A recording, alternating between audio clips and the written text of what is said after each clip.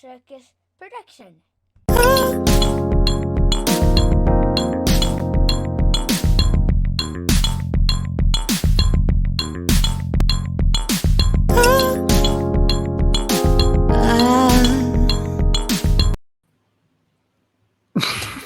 Hi.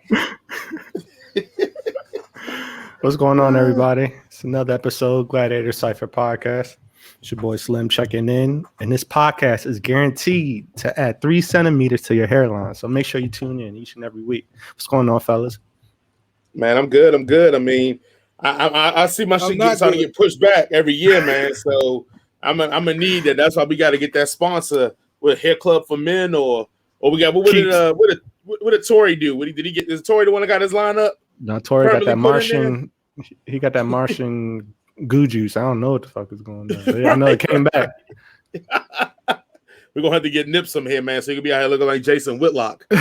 So, I'm telling y'all, when I pull out my wig, I don't want niggas to say nothing about it. You know what I'm saying? The wig is coming. The installation, there you go. You're gonna get the hot top fade, the part? What the bitches call it, a hair piece. This is my hair, I bought it. That's it. But they be like inches. Right at him. What's going on, Jay? How you feeling? Man, I'm good, man. Another day. Feeling good, feeling great. About to go it's gonna be an interesting show. You always predict how the show gonna go. It's gonna be a real interesting show, man, because we got a lot of albums and a lot of music that sometimes I listen to the music, I have my opinion, and I'm thinking, man, I wonder what Nip and Chris gonna think it is. Mm-hmm. So I couldn't figure this one out. So I'm actually gonna be, I'm just gonna just play it by ear here, man. I'm gonna run with it. Okay. What's going on, Nip? Ain't shit, you know what I mean? Neighborhood brolic alcoholic. I got the glow today. You know what I mean? So I'm on y'all ass. You know what I mean? He is the last dragon. Bruce Leroy. Yes, got a few music reviews to go over this episode with y'all. First up, Yung Bleu. We got Moon Boy. How'd y'all feel about the project? Yung Bleu? Yeah. I'm fucking with it. You already know I'm fucking with it. Harmony. Okay.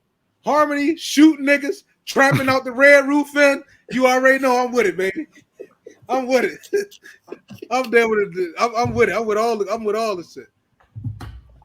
Look, man, I'm just gonna say, man, Yung Bleu, I wasn't really on him.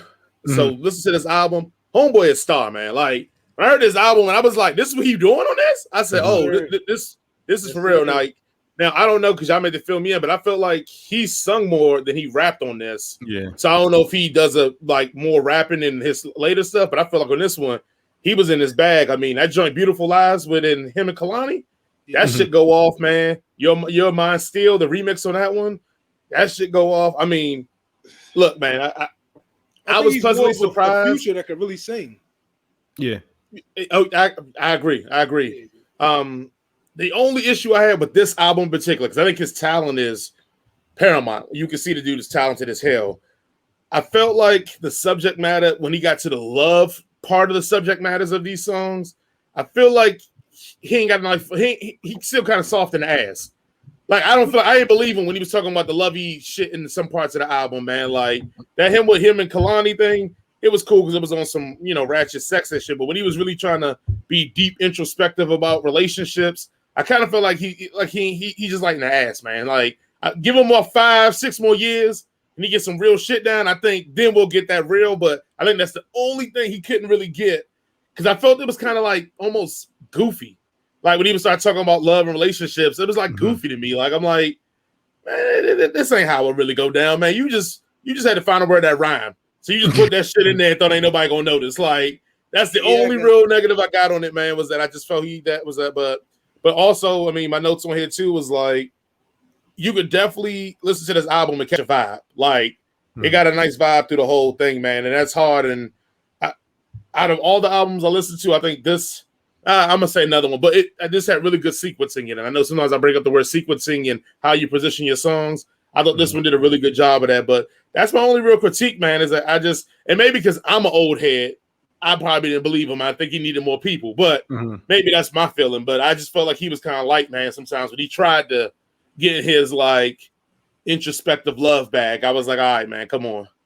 Yeah. I would have just been better if you just would have said, you wrote her a note saying, do you like me? Check yes or no. And I'd have believed that more than the shit he was trying to tell me. Like, so, but that's it, though. That's on how I felt about man. But I dug it. Yeah, I agree with you there.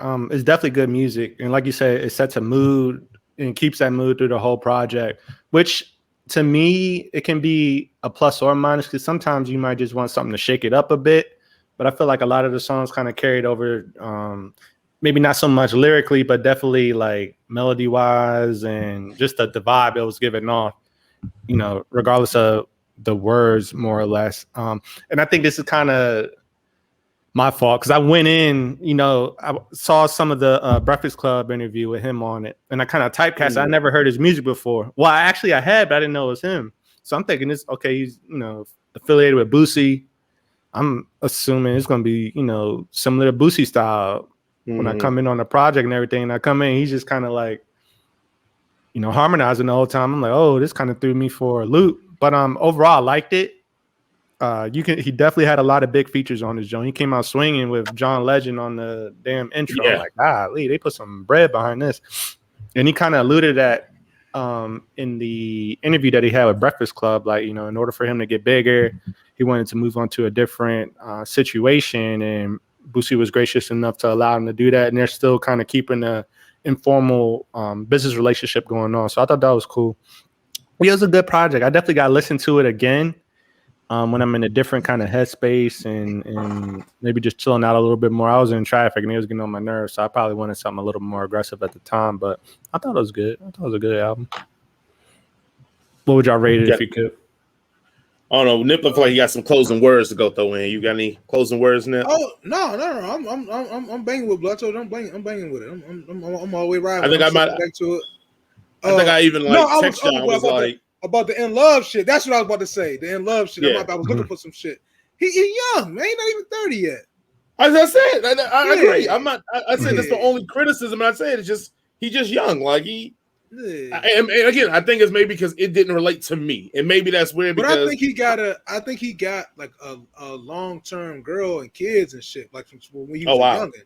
Yeah, like I think it's just nigga caught one young and it's all bubble gum. Like I don't hold me to. I think he do. I know he got a girl and shit. I watched interviews and shit. But I think it's like a long-term, like of some like young shit. Like they got some youths and shit and all that.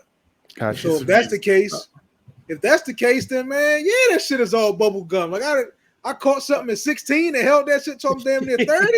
Oh yeah, it's bubble gum. What are you talking about? And also, now you coming up, you get more money now too. So what? And also it could be too, and that's what, like Chris said, I made to listen to the album again to make sure I want to stick by that word. But it could be also too because all the love ballads, he seemed to have like a powerhouse feature on there too, like a song with her. I don't think he gonna out lyric her when it come to that bag. No. And so I think that's what maybe it is for me too. When it was like in contrast to who he would have on the song, and I know how we all feel about Drake individually. Like that's Drake bag. Like you, it's gonna be hard to work with Drake when you let Drake in that bag there. Like so, I think maybe, and that's why I probably had to listen to it again because maybe that's what threw me off is that the features when he was going that route, they do that for real. And I feel like he was kind of like you said, it was kind of just. It was bubblegummy for me, but not because it was like he was bad. It just was that I felt like if you're gonna get in this bag, man, you got to come with it. Like a love song. You got to feel that. Like you can't just be doing some bullshit love song. Like you gotta connect. I just didn't connect with it. That's probably the best way to say it. I feel you. Like on some Jodeci shit. They was in the desert. They was in the desert with Lebanon because the bitch was gone for an hour. Nigga said it's been an hour since you've been gone. That's too long. So come back home. Yeah, I feel you. Nigga. Oh, so sorry. We're going to the ratings. I'm gonna give it a solid 4. Okay. I'm gonna give it a solid 4. I fuck with it. I'm gonna do 3.5, man. My man's put it on. I could possibly bootleg it off of him. Got you. I'm gonna go with 3. Like I said, pending another listen because I just went and expected something completely different, so it kind of threw me off. But I enjoyed what I listened to. It wasn't bad at all. It's been another episode of the Gladiator Cypher podcast. Stop fucking with them action packed. You scratched me up. I ain't feed him. He about to go off here in a second. Sorry, he gonna be General Souls in a second. Yeah. So goddamn sweet and sour. Just throwing right in the CV with the steak. Stuff. Show man, we get canceled. Hey, make sure y'all share, like, follow, subscribe. Head Cannon Circus, Facebook, YouTube, and all the DSPs down below. I'm also on Instagram at Head Cannon Circus. Is your boy Slim. We got Jay and Nip also checking in. Be sure to comment. Let us know how our takes. Did y'all really mess with the Jason Aldean and Carrie Underwood? Let us know. Be sure to chat it up with our friends because we got our new segment, Nip's Clapback. So hey, oh yeah, you might be in the sights. And Jay Beats, that was a good one. What do you call me? Nipples? Yeah, that was a good one. I'll be back at you next week. Right. There we go. All right, we'll see y'all next week, y'all. Who's the master? Show enough. Thank you for listening. We'll holler at y'all next week. This is a Head Cannon Production. Circus production.